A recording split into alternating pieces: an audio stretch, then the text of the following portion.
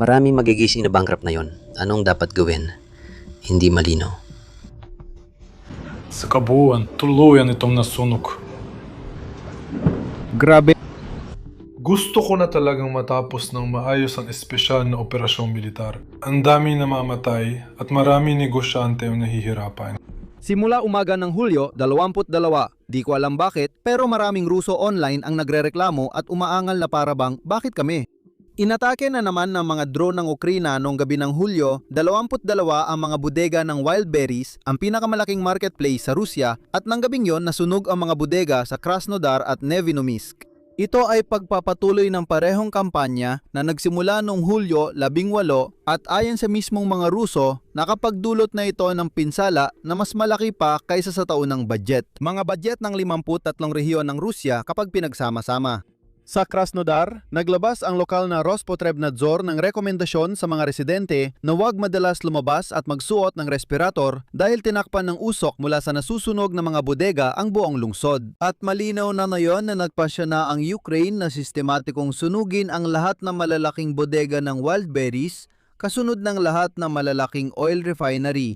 Ngayong episode, pag-uusapan natin kung saan eksaktong tumama ang mga drone ng Ukraine kagabi. Ilan na bang mga bodega ang nasunog at ilan pa ang masusunog sa inaharap? Ano ang mga numero ng pagkalugi? Paano umiiyak ang mga Ruso at mga nagbebenta na nawalan ng paninda? At ang mahalaga, ano ang estratehiya at bakit sistematikong sinusunog ng sandatahang lakas ng Ukraine ang logistics at bodega ng kalaban? Dito, gagamitin natin ang pagtataya ng mga ekonomista, kabilang ang mga Ruso at pahayag ng mga otoridad ng Ukraine, hindi haka-haka. At sa huli ng episode, mababahagi pa ako ng dalawang balita na nagbibigay ng pagmamalaki sa mga Ukrainian at nagdudulot naman ng isterya sa mga Ruso. Unang beses, winasak ng Ukrainian F-16 anim sa direktang labanan ang isang modernong Russian fighter jet. Si Vladimir Putin na tila napaihi sa salawal sa takot ay agad nag-anunsyo na idineklarang wanted si General Dropatov, bagong commander ng sandatahang lakas ng Ukraine. Ako si Alexei Pechi. Pag-usapan natin ng magkasama ang mga paksang ito. Pero bago tayo magsimula, paki-subscribe po sa YouTube channel na ito. Malapit na tayo sa 300,000 subscribers, kaya personal ako magpapasalamat sa pag-subscribe mo.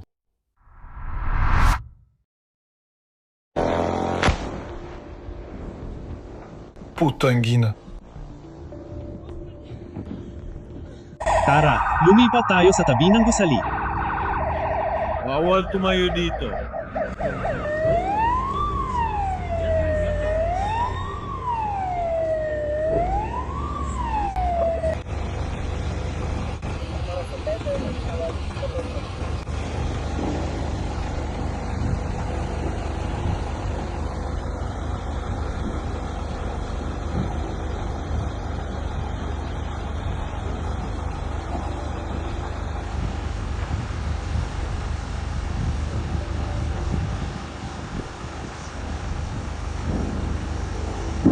Maligayang pagdating, Kalovo, Sheba, Holmes.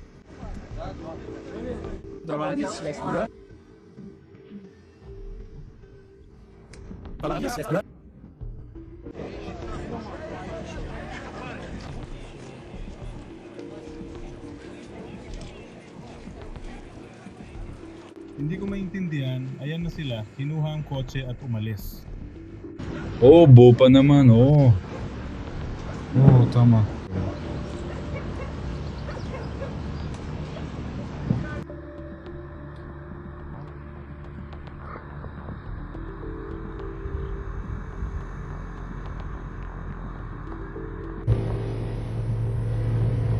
Mga subtitle, hindi motor.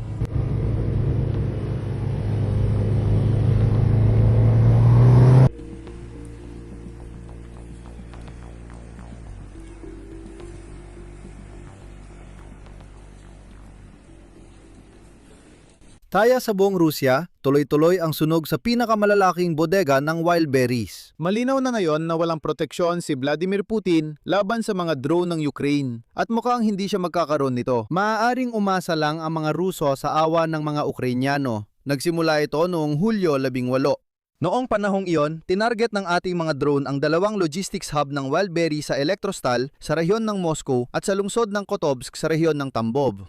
Ang resulta, ang mga bodega ay nasunog ng tuluyan at ang sukat lang ng bodega sa Electrostal ay 250,000 metro kwadrado.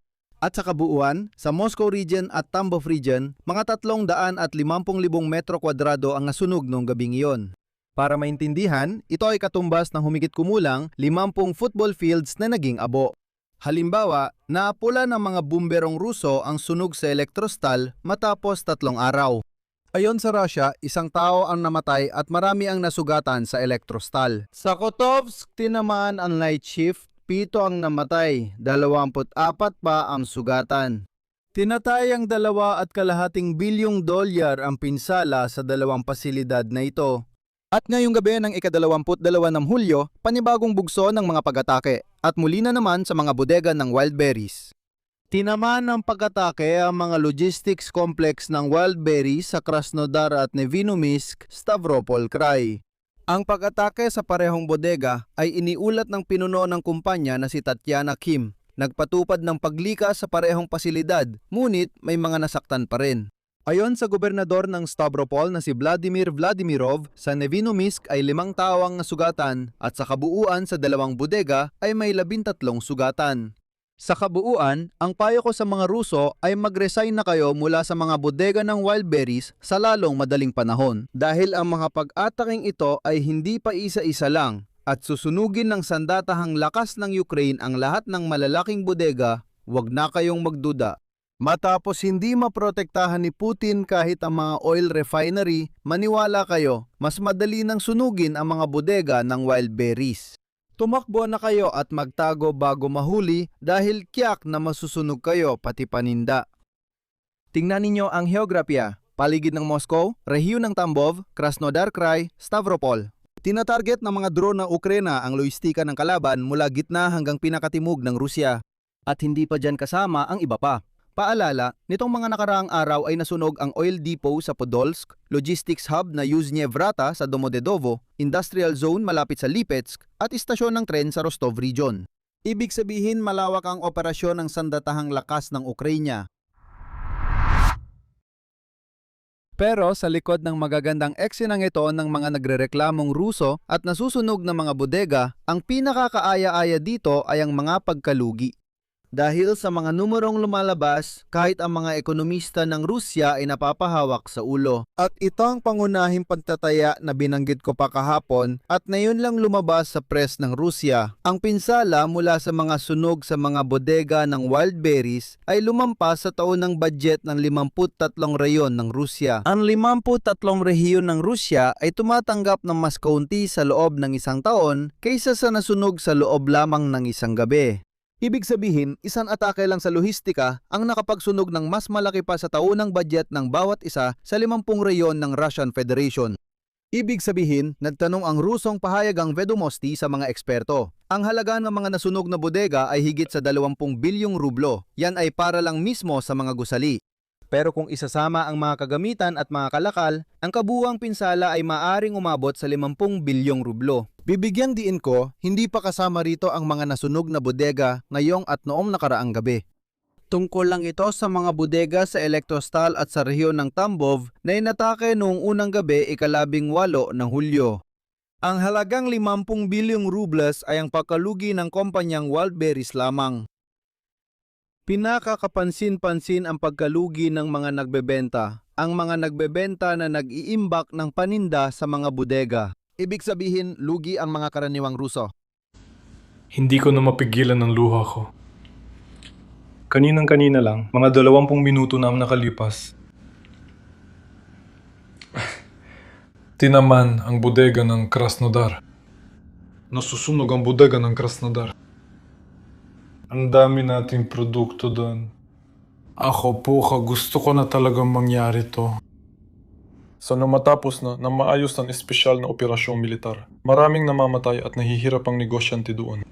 Ngayon, kailangan na natin magsumite ng mga ulat sa buwis para sa ika-6, ika-7 buwan at kalahating taon. Hindi ko na alam. Gagawin ko, naiintindihan mo. Ako nga ganito na. Hindi ko na alam kung anong sasabihin. Pero nasusunog na rin ang bodega sa Nevonomysk. Malapit ito sa Krasnodar. Ito na ang ika-3 bodega. Kagabi pala, nagkaroon ng atake sa buong Krasnodar, pati na rin sa Nevonomysk.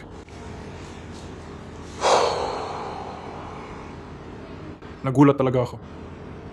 Ayon sa pagtataya, posibleng lumampas sa 170 bilyong rubles ang pagkalugi. Ngayon, pakinggan ninyo ito. Ang taunang kita ng buong kumpanya ng buong Wildberries noong nakaraang taon ay 175 bilyong rubles. Ibig sabihin, kung gustong tapat bayaran ng kumpanya ang mga nagbebenta para sa mga nasunog na produkto, kailangan nilang maglaan ng halos buong taunang kita. At gaya ng alam ninyo, ang kumpanya ng Wildberries ay basta na lang tumangging bayaran ang kahit anong pinsala sa mga hindi naliligo at parang mga ligaw na Ruso.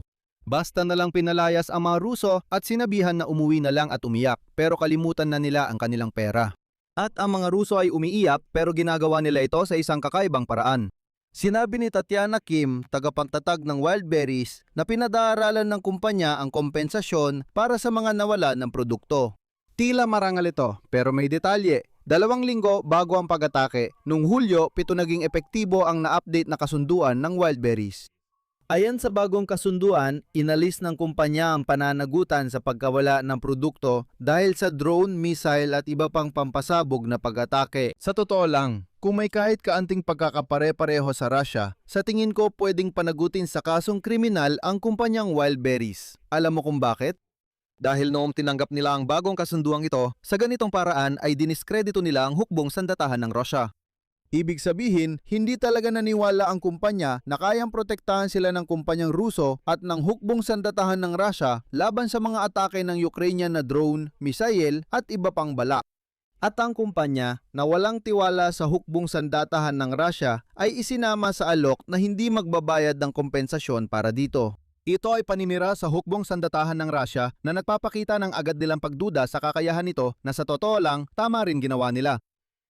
Ibig sabihin, 2 linggo bago masunog ang mga bodega, tahimik nang binago ng marketplace ang patakaran para di magbayad sa nasunog dahil sa drone strikes. Nagkataon lang ba? Syempre, hindi.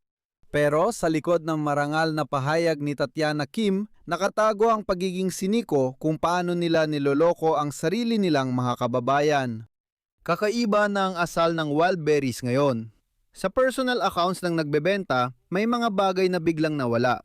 Wala nang ulat o call sa mga natirang produkto sa nasunog na bodega. At ang mga ulat na ito lang ang tanging nagbibigay ng pag-asa sa mga nagbebenta na makakuha ng kahit anong kompensasyon. Alam niya na kung walang datos, walang ulat, walang ebidensya na nandoon talaga ang produkto mo. Kung walang ulat ng stock, ibig sabihin wala ito sa bodega.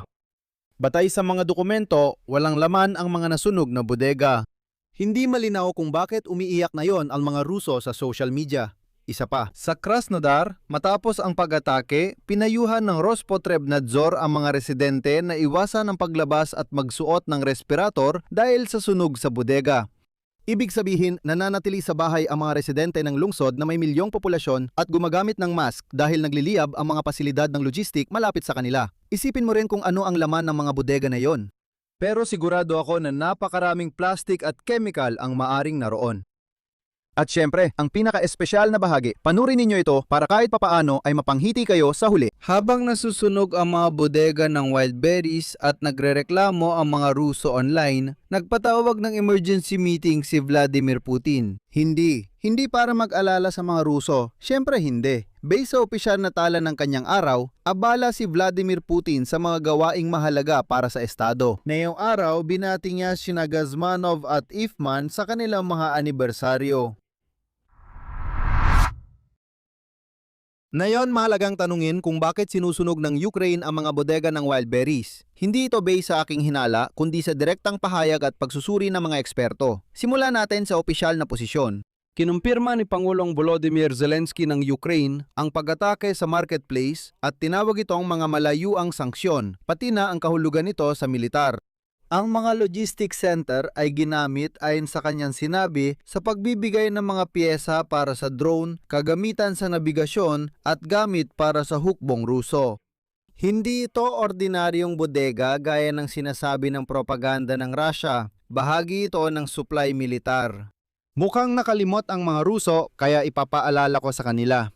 Noong Hunyo 25, inaprubahan ni Volodymyr Zelensky sa serbisyo ng seguridad ng Ukraine ang 40 araw na operasyon ng impluensya laban sa Russia para tapusin ang digmaan. Ibig sabihin magsusunog ang mga drone sa loob ng 40 araw. Basta sunugin ng Russia para maintindihan ng mga mabangis na Ruso kung ano ang ginawa nila, saan sila nakialam at sino ang nasaktan. Binalaan sila ng mga Chechen gamit ang sinabi ni Johar Dudayev. Huwag galawin ang mga Ukrainian, kundi babalik ito sa inyo at pagsisisihan ninyo. Hindi sila nakinig. Ngayon, may 40 araw na kampanya para pilitin ang mga Rusong ito na makaintindi. Tingnan mo ang mga nangyari nitong mga nakaraang linggo. Ito ay sistematikong pagsunog ng mga oil refinery, oil depot, logistics hub, mga pantalan, mga pabrika at iba pa. Kaya ang larawan ay nabubuo na ng kusa. Ibig sabihin, binabago ng sandatahang lakas ng Ukraine ang paraan nila sa pagsira, hindi lang mga target kundi pati mga ruta ng supply ng hukbong Ruso. Ibig sabihin, hindi lang bodega, kundi pati ang kakayahan ng kalaban na magpadala ng anuman sa sundalo. Na yon, ayon sa Bloomberg, kung magiging sistematikong kampanya at hindi lang minsang aksyon ang pag-atake ng Ukraine sa mga sentro ng lohistika ng Russia, malinaw na magkakaroon nito ng matagalang negatibong epekto sa ekonomiya ng Russia. Diyan din makikita ang sagot kung bakit kinakabahan ng Kremlin. Dahil ang oil refinery ay maaaring subukang ayusin kahit papaano sa loob ng ilang buwan. Ang gasolina ay pwede mong hilingin sa Kazakhstan kahit lumuhod ka pa. At kapag nasisira ang buong logistika, sa totoo lang, buong consumer economy ay natutumba agad. Walang produkto, hindi dumarating ang supply, nagkakabangkarote ang mga nagbebenta, tumataas ang presyo, lumalala ang inflation at bumabagsak ang tiwala ng negosyo. Lahat ito ay dagdag sa krisis sa gasolina, pagbagsak ng oil refining at pila sa gasolinahan. Tungkol naman sa tiwala ng negosyo, may isa pang interesting na balita. Ang pinakabagong balita ngayong araw ay ganito. Ipinakita ng huling ulat na mabilis na umaalis ang kapital mula sa Russia. Desperado ang mga negosyo na ilabas ang kanilang ari-arian mula Russia. At ito ang pinakatapat na indikasyon na ang mga negosyo ay hindi na nakikita ang anumang pag-asa na magpatuloy pang magtrabaho sa mabangis na Russia. Sa dulo ng episode, narito pa ang ilang balita bilang panghimagas. Ibinahagi ni General Dan Kane, tagapangulo ng Joint Chiefs of Staff ng Estados Unidos, ang isang kawili-wiling balita sa pagdinig sa Senado. Unang beses, nakapagpabagsak ang Ukrainian F-16 ng Russian fighter jet sa laban ng panghimpapawid. Direktang pahayag niya, kamakailan nakita natin ang unang labanan sa ere kung saan pinabagsak ng Ukrainian F-16 ang Russian fighter jet. Sa suporta ng maraming kaalyado, malaki ang pinatibay ng Ukraine ang kanilang layered na depensa nitong mga nakaraang taon. Binanggit din niya ang malaking pag-unlad ng kakayahan ng Ukraine sa multi-layered na depensa mula lupa sa himpapawid hanggang himpapawid sa himpapawid at pinuri ang trabaho ng industrial na base ng Ukraine. Binibigyan diin ko na ito ang unang kumpirmadong laban sa himpapawid kung saan napabagsak ng ating F-16 ang isang Russian fighter jet. Ibig sabihin, mas mag-iingat na ang mga Ruso kapag lalapit sa harapan. Ang pangalawang balita para mapasaya ko kayo kahit konti. Wala pang isang araw mula nang gawing punong komandante si Mikhail Dropatov ng sandatahang lakas ng Ukraine, agad siyang idineklara ng Ministry of Internal Affairs ng Russia na wanted. Mukhang sobrang natakot si Putin, sobrang ninerbiyo siya, kaya sinabi niya, agad ninyong ipahanap siya. Ibig sabihin, ayon sa mga Ruso, napakatalino. At ganito ang tunog nito, hindi natin kayang talunin siya. Ibig sabihin si Dropatov sa labanan. Pero kaya natin siyang ilagay sa listahan ng mga hinahanap at ipahayag sa mga Ruso na siya ang pinakamapanganib na terorista sa mundo. Para maniwala ang mga hayop na Ruso na nakikipaglaban sila sa mga Nazi, heto si Dropatov, ang pangunahing Nazi. Parang dahilan lang nila ito sa digmaan. Paalala lang, si Dropatov ay yung mismong commander ng BMP na noong Mayo 2014 ay lumusot sa mga barikada sa Mariupol. Inilabas ang mga tao mula sa pagkakakubkob sa Isvarino at pinigilan ang pagsalakay ng Russia sa Kharkiv. Maikli ang unang pahayag niya matapos italaga, magtratrabaho ako ng may paggalang sa mga tao. Tinawag ni dating Ministro ng Depensa Fedorov ang kanyang pagkakatalaga bilang bagong pag-asa sa pakikibaka ng malalayang tao. Gusto ko rin banggitin ito. Ang tinatawag na Komite na Imbestigasyon ng Russian Federation ay nag-aangkin na di umano noong 2017 at 2019 sa ilalim ng pamumuno ni Dropati ay nagkaroon ng mahigit 70 pambobomba sa mga pamayanan sa mga gawa-gawang republika ng DNR at DNR.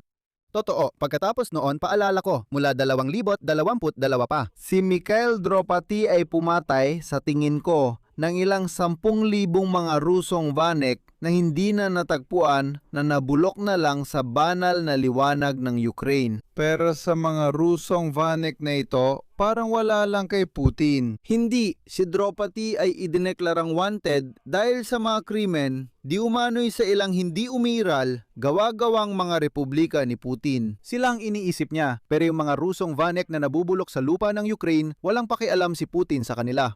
Naku, Diyos ko, libo man ang sobra o kulang, may pinagkaiba ba? Patuloy sinusunog ng mga drone ng Ukraine ang lohistika ng kalaban. Matapos ang Elektrostal at Kotovsk, nasunog na rin ang mga bodega ng Wildberry sa Krasnodar at Nevinomysk. Nasunog ang humigit kumulang 350,000 metro kwadrado ng mga bodega. Lumampas ang pinsala sa taunang budget ng 53 rehiyon ng Russia.